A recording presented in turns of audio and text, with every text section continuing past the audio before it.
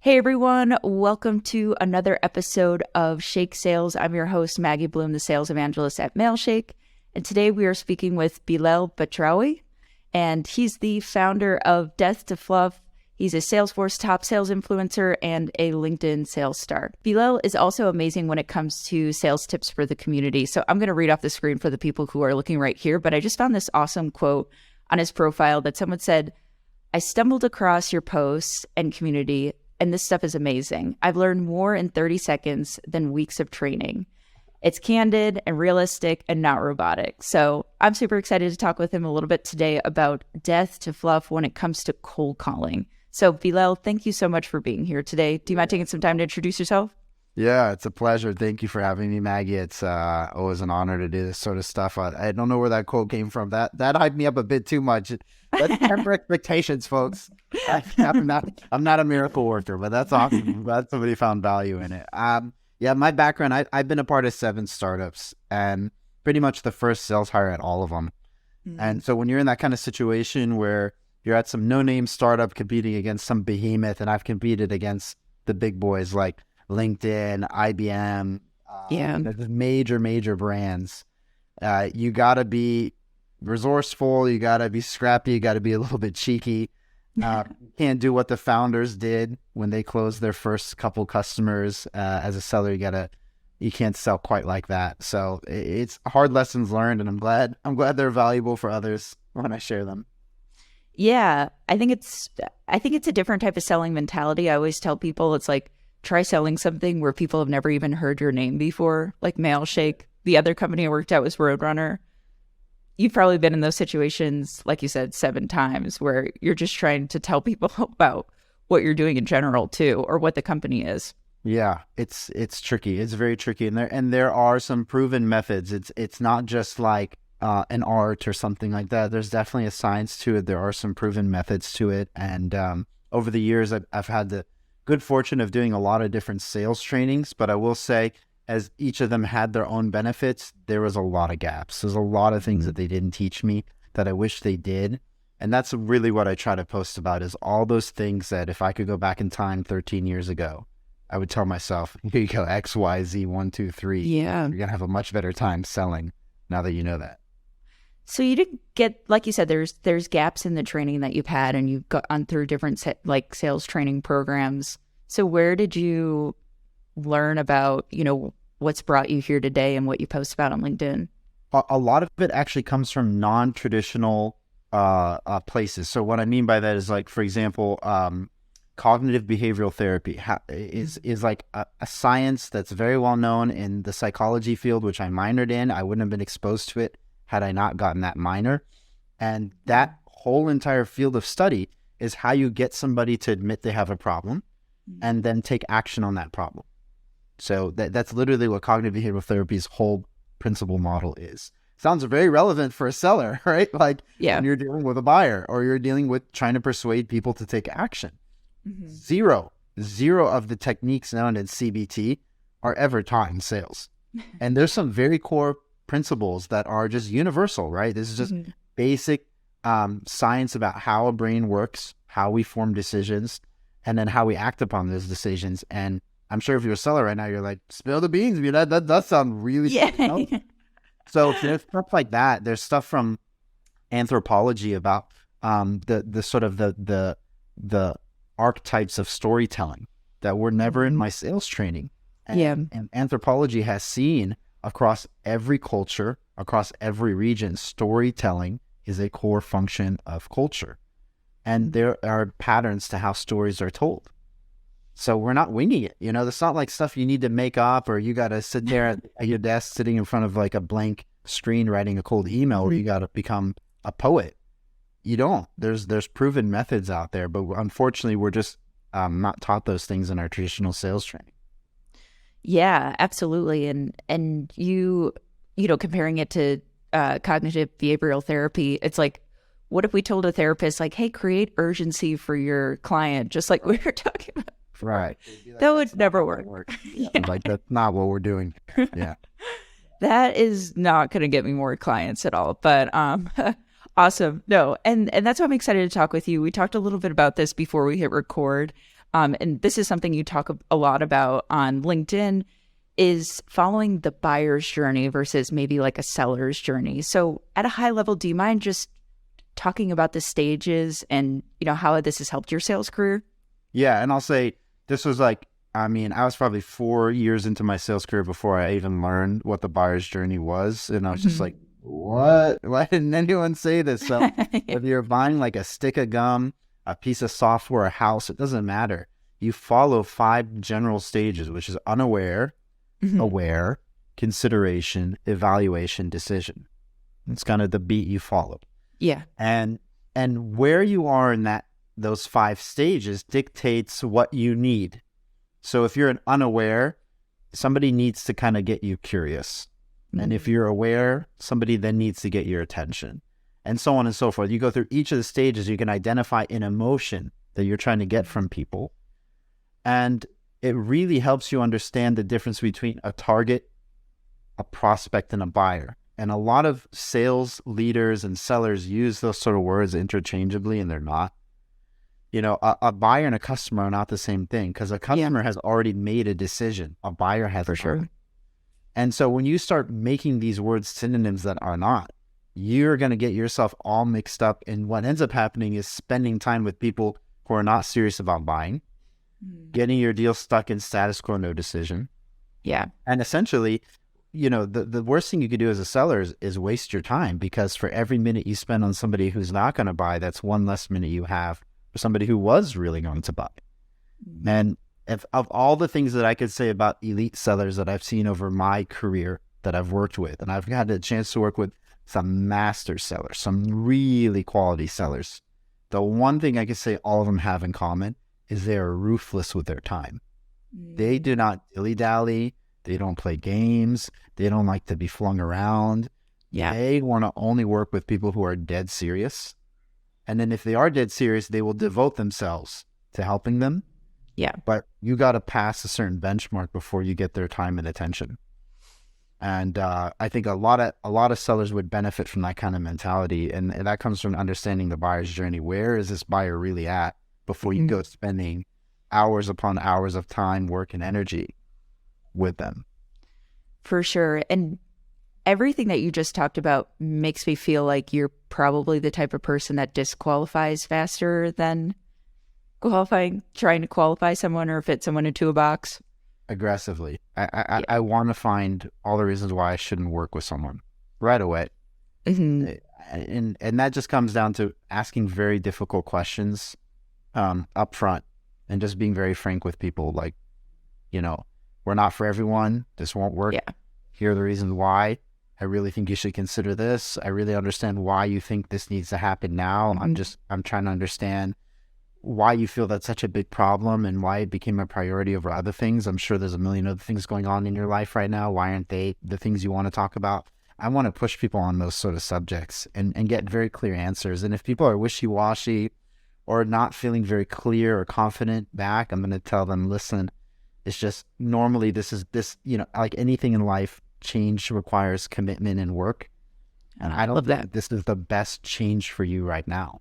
Yeah. And people love that kind of bluntness. I mean, I see bad advice all the time on LinkedIn about like teaching sellers to walk on eggshells, like classic example.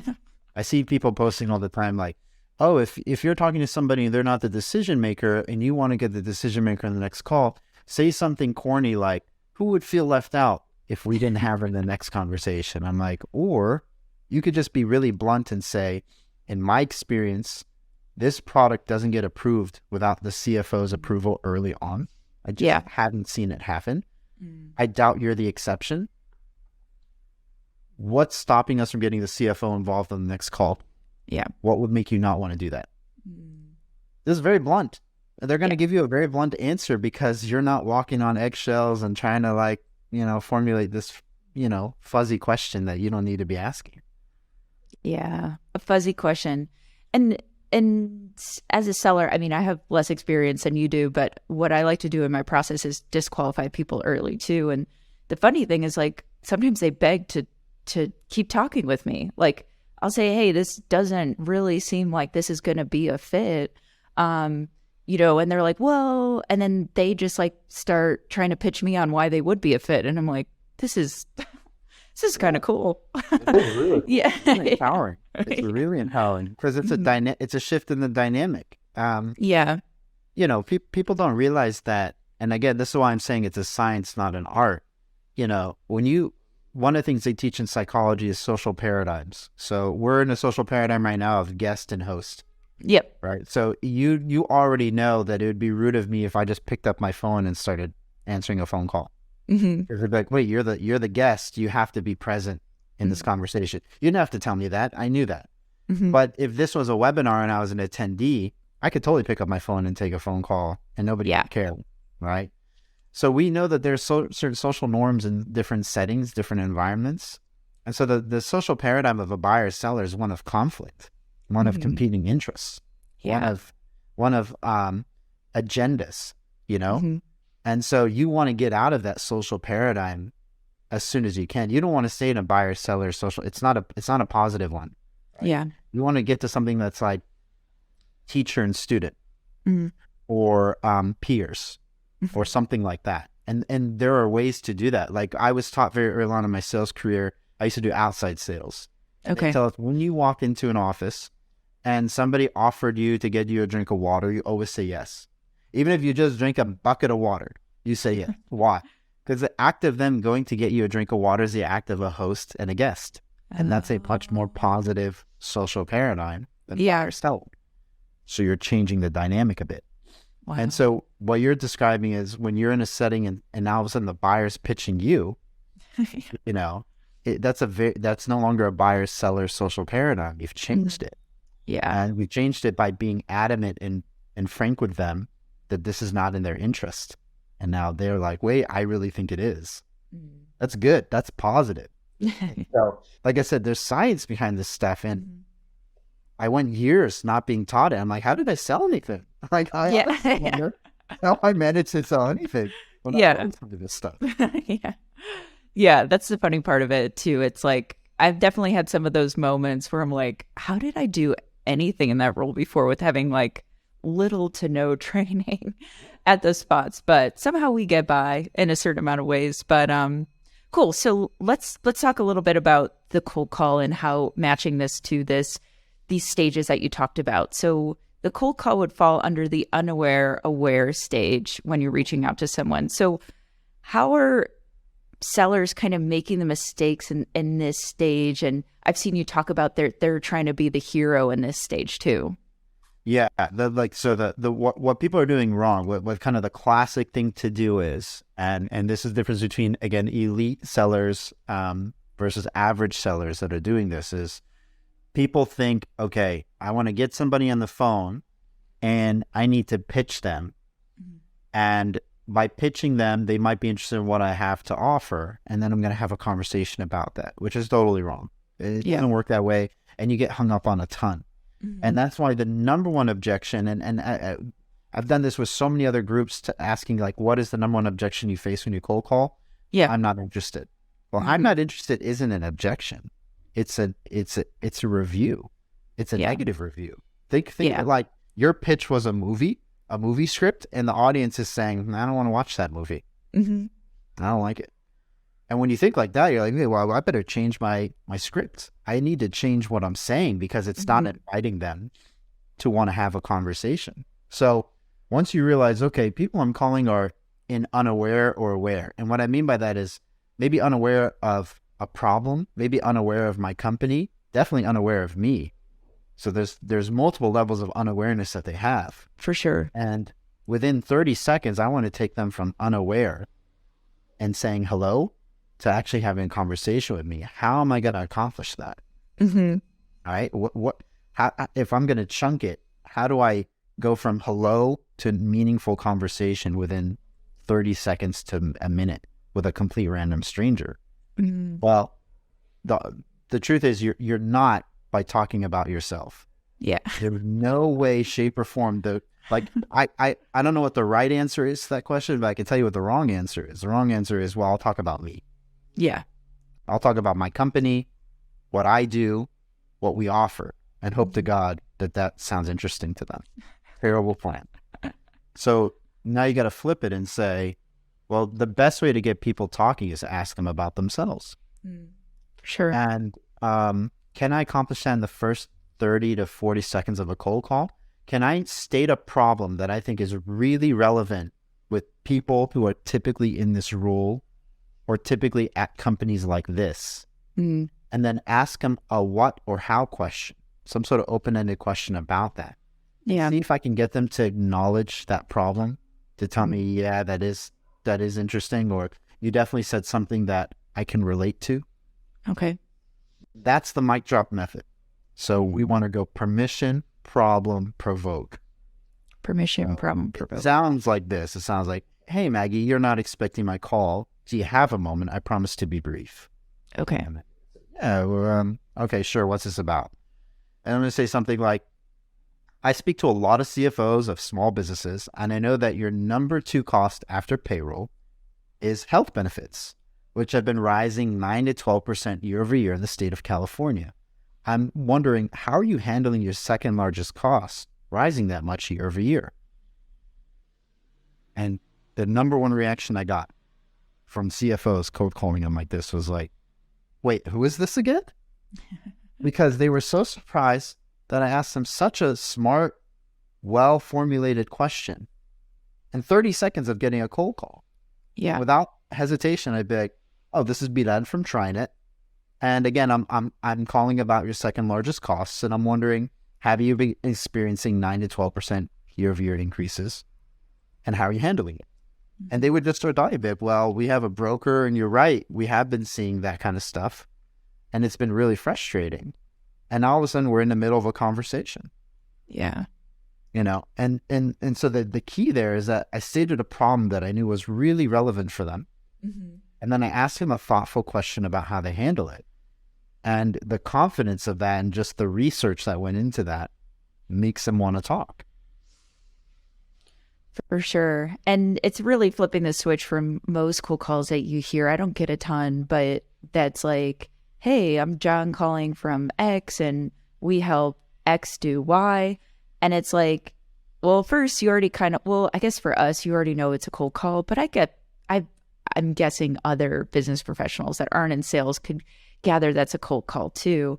And I think, yeah, it's like that idea of starting a conversation, but I think that's where you need to, be really targeted and really think about what that question is that you're going to ask them, right? Because and that comes from doing other cold calls or doing research or getting industry insights. But I think that's like the key, because I don't know, like, have you ever done those types of cold calls where you kind of missed it or? Yeah. 100%. And how do those go? It takes testing. So the way you've hit the right mic drop script, and the reason I call it mic drop is because I'm holding the microphone at the beginning of the call. Like, spotlight's on me, and I want to get off center stage and give you the microphone, and then you have your moment. So it's almost like an interview. Remember we talked about the social paradigm? Yeah.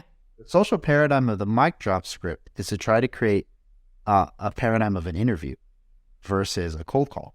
Cold call is one of bad, right? It's a bad social paradigm. It's pitching.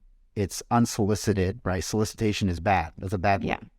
I want to change it to like, oh, I'm actually just interviewing you. So I'm asking you a question. So I'm framing a problem, then ask you a question and going, here you go, give me the answer. And I'm turning the mic towards you.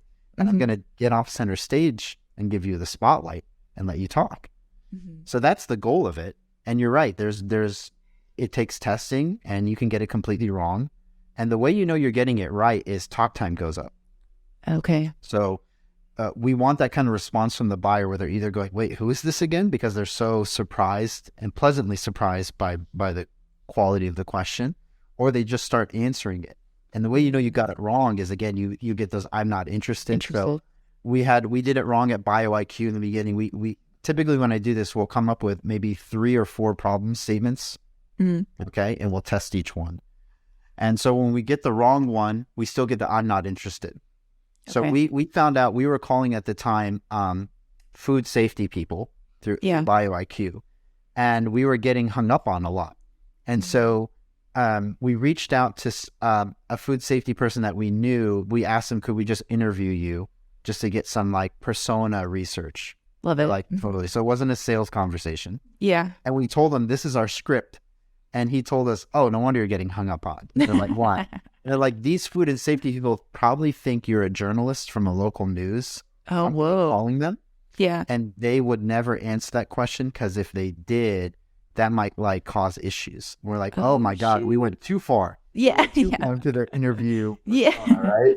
Getting too deep. They must think we're journalists. Yeah. And he's like, yeah, they would never comment on their food safety procedures to a total stranger. Okay. That can open them up to liability. Yeah. You guys got to tone it down. Yeah. We'll be okay. So sometimes you do get it wildly wrong, but it's easy to fix. That's just A/B testing. Yeah. Right. And once you do the A/B testing, we toned it down and immediately we started having meaningful conversations. Our connect rate doesn't change, but our ability when we do get a connection to have a meaningful interaction goes through the roof. So that's sort of the process you want to follow. And there are sometimes, like for example, I give your listeners some different ideas to think about. Sometimes you don't state a problem, you just state the competition. We had a product that I sold, and it was very rare that we spoke to somebody that didn't use a competitor. Gotcha. So instead of stating a problem, we just went right in with that. We would say, look, a lot of wealth advisors use tools like Hidden Levers, Riskalyze, Totem to do their risk analysis. What are you using today? Or are you familiar with those tools? Yeah. We list our top 3 competitors right in the first 10 seconds of the cold call. And people be like, yeah, I've heard of Riskalyze, or yeah, we just got off Totem. We hate it. Yeah. And all of a sudden you're having a conversation about that.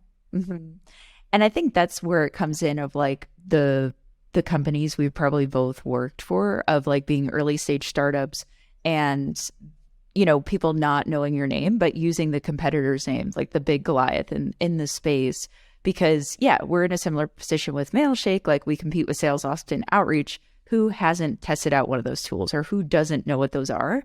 But it's funny because about 3 years ago, or maybe a little bit before, some people weren't aware of the 2 big competitors out there. So we did have to, that wasn't really our pitch back then, or like go in question. I shouldn't say pitch, but that wasn't really our go in question when we were prospecting.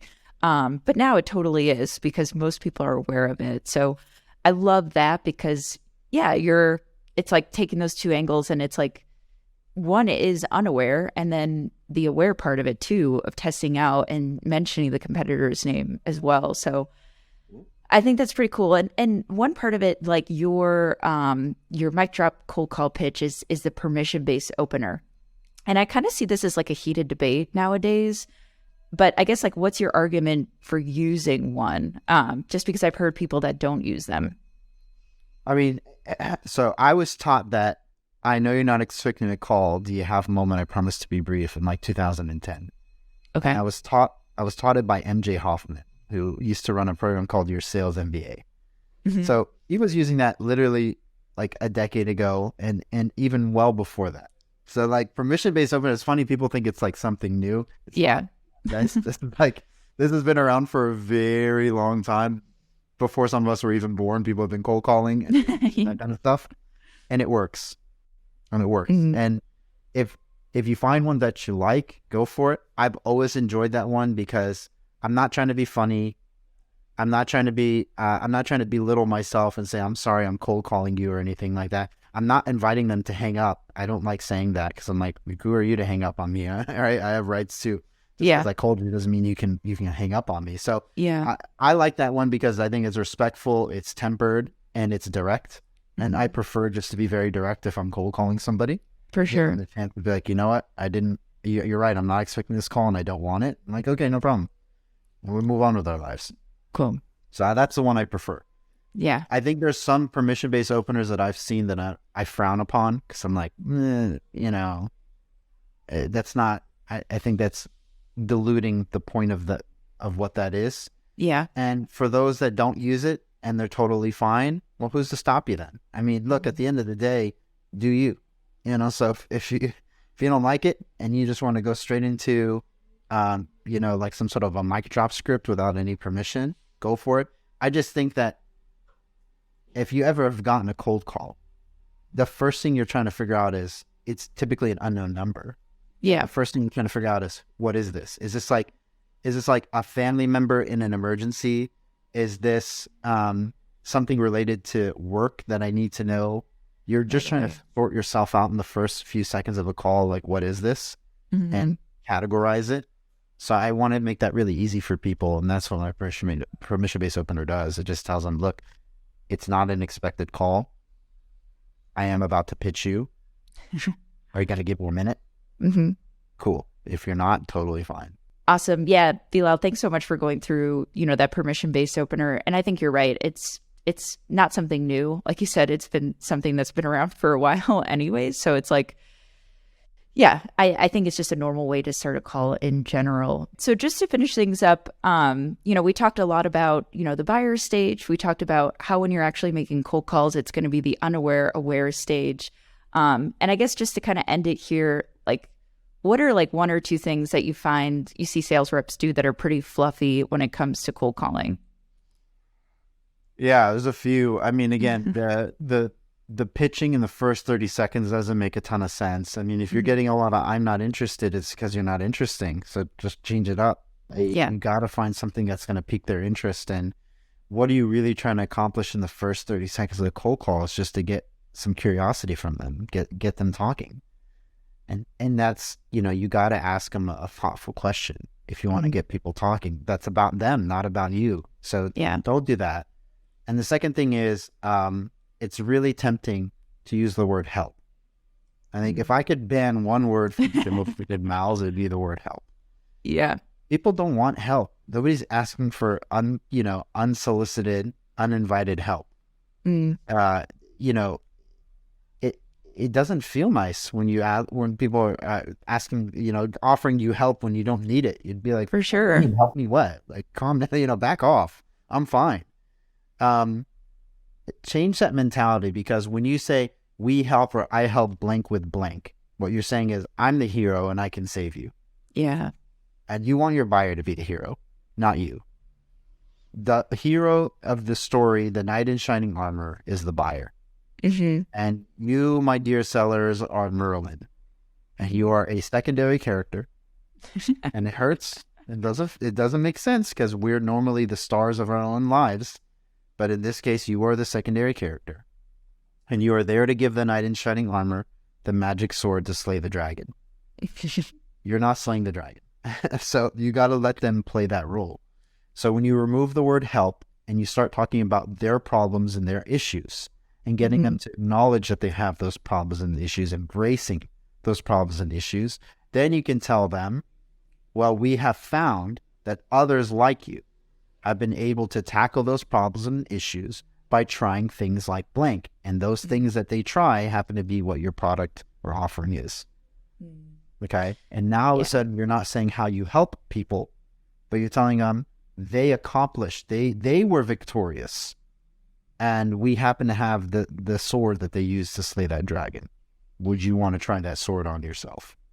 Yeah. For sure, because when you think about it in B2B, like, what's the goal of the buyer in that scenario? They want to look good to their company. They're in a role where they report to someone, most likely, where they want to make a good impression. So if they bring in this tool, if we're talking about SaaS, then they want to make sure that this is something that's going to help like multiple people in their organization solve a problem or save them money in that scenario. So I love it. Be interesting. Remove the word help. Totally agree with you. Remove the word help. It's hard. It's hard, but just cut that word out. Find another way to say that sentence without the word help.